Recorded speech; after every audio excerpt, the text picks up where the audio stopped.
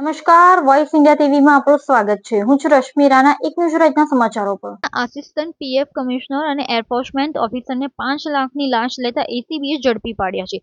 વલસાડ જિલ્લાના વાપી ખાતે ગંજન 4 રસ્તા પાસે આવેલા સ્નેહદીપ કોમ્પ્લેક્સમાં એસીબીની ટીમે ટ્રેપ ગોઠવી એક ક્લાસ 1 અને બીજા ક્લાસ 2 અધિકારીને 5 લાખના લાંચ કેસમાં પકડ્યા છે. કેન્દ્ર સરકારના બંને અધિકારી હર્ષદકુમાર પરમાર અને સુપ્રભાત રંજન તોમરની લાંચ કેસમાં ધરપકડ કરી જરૂરી કાર્યવાહી હાથ ધરવામાં આવી છે.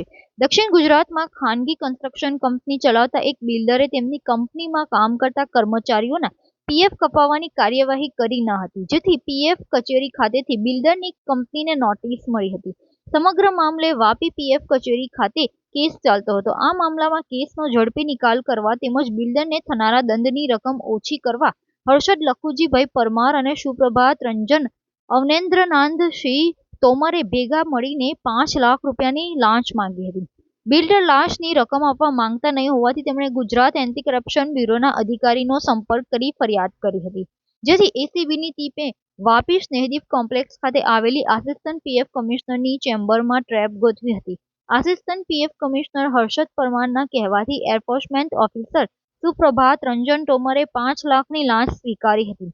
આ દરમિયાનમાં એસીબીની ટીમે બંનેને રંગી હાથ ઝડપી લઈ લાંચની રકમ કબજે કરી કાયદેસરની કાર્યવાહી હાથ ધરી છે.